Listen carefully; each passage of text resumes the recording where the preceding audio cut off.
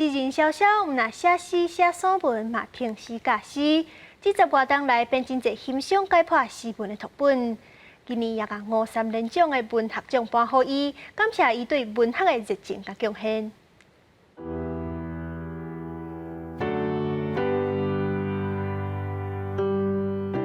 当代重量级诗人小小本名小水顺，毋若写诗、评诗、编诗嘛教诗，几十年来拢保持一种热情。他的敬业心是非常崇高的，就是他要去，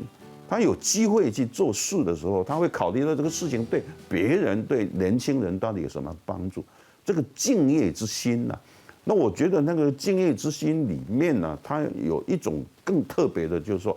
他是用一个比较冷静的方式去呈现他的热情。小小因过伫高中大学教册，期间出版大量的新诗小说、教学读本，嘛捌伫金美高中教册时，甲参学生活动的生活趣味，写作散文。太阳神的查某囝，摕到优良读书金鼎奖，伫推展文学这方面贡献真大。教青少年怎么写诗、怎么读书的啊，这种赏析式的东西啊。 他愿意去写这样的东西啊，这个基本上来说，没有热情是做不到的。他也会去从新诗里面去找到一些比较跟生活啊息息相关的，比如说诗中里面的幽默啊，那这些幽默跟人的生命之间的关联性。小小捌出版10多种的诗集，上受到看重的是《重年回头》，以教育家的爱做引路，用信任嘛免不了拄到困境，表现关怀天下的精神，